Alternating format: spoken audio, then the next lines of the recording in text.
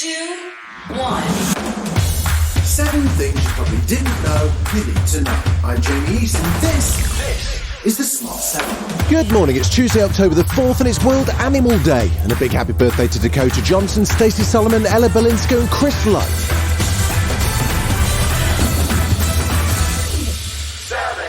Monday marked the second day of the annual Tory Party conference, and things couldn't have got off to a rockier start as Chancellor Kwasi Kwarteng announced an early morning U-turn on plans to scrap the highest level of income tax, just 10 days after the proposal was announced.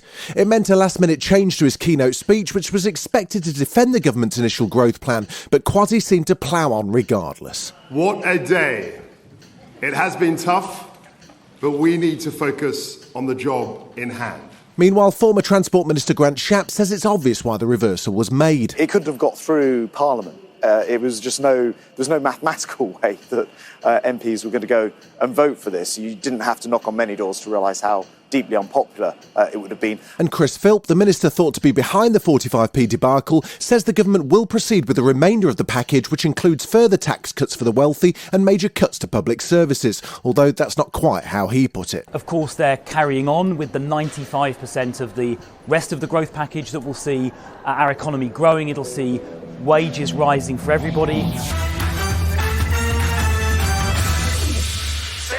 Monday's income tax U-turn comes just one day after Prime Minister Liz Truss made an appearance on the BBC insisting she'd carry on with the planned cuts, although she blamed Chancellor Kwasi Kwarteng for the decision to scrap the 45p rate.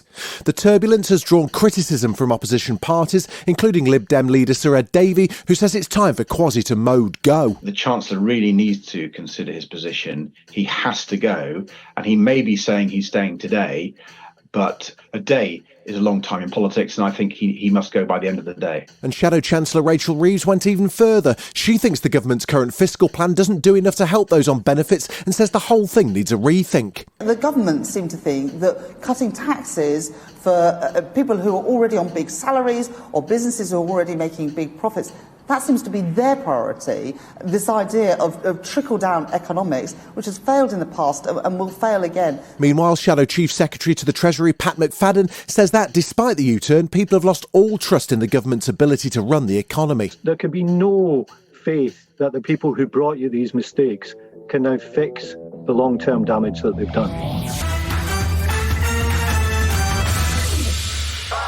Monday saw Ukrainian forces make progress in the country's occupied southern Kherson region, meaning Russia no longer has full control over any of the provinces it claimed to have annexed following a series of sham referendums last week. But Russia's threat of nuclear action still looms, with Chechen leader Ramzan Kadyrov encouraging Putin to consider low-yield nuclear weapons against Ukraine this weekend, although the Kremlin since rejected his calls.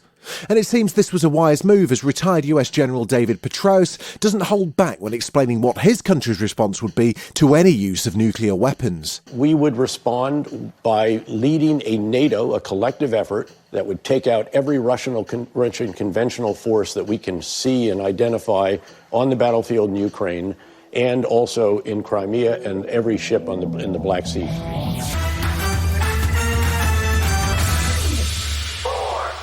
North Korea fired a suspected intermediate-range ballistic missile over Japan early on Tuesday morning.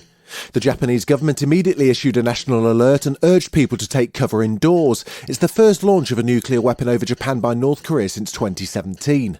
The provocative move appears to be a deliberate escalation by the North Koreans to gain attention of the Americans and Japanese and is a complete contravention of all international law.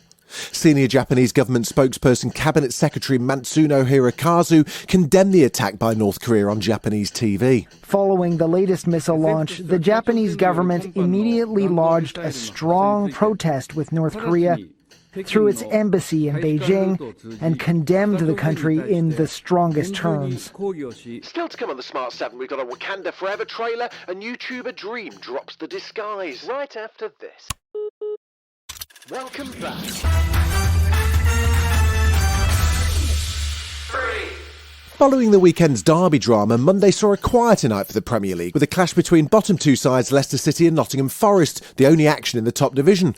It was everything to play for, with both teams coming off 4 straight losses, but it was Leicester who ultimately emerged victorious, felling Forest 4-1. Speaking ahead of the match, Leicester City boss Brendan Rodgers says the international break couldn't have come at a better time for the former Premier League champions. I think this has given us a chance to reset chance for the players to go away into different environments, recover, and now we all come back together again and go into this next cycle of games now really optimistic and really determined to fight for the results.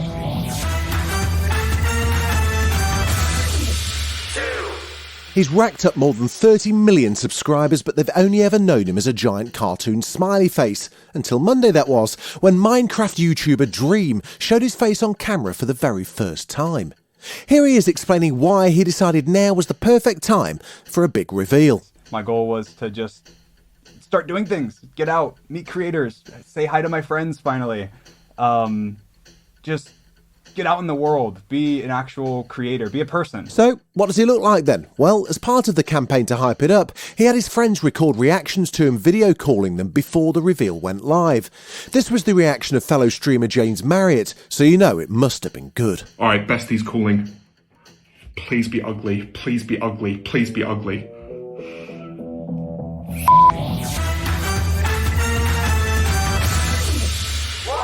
Black Panther fans, get ready. The trailer's just dropped for the most anticipated superhero sequel in recent memory, and it looks like it's going to be an instant blockbuster.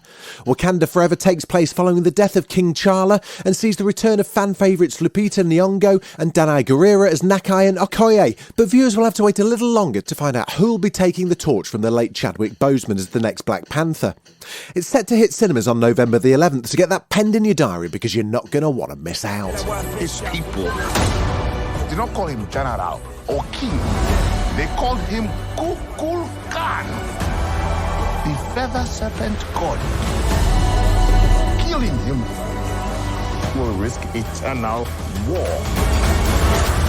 This has been The Smart 7. Wherever you're listening, do us a favour and hit the follow button. We'll be back tomorrow at 7 a.m. Have a great day. Written, produced and published by Daft Doris.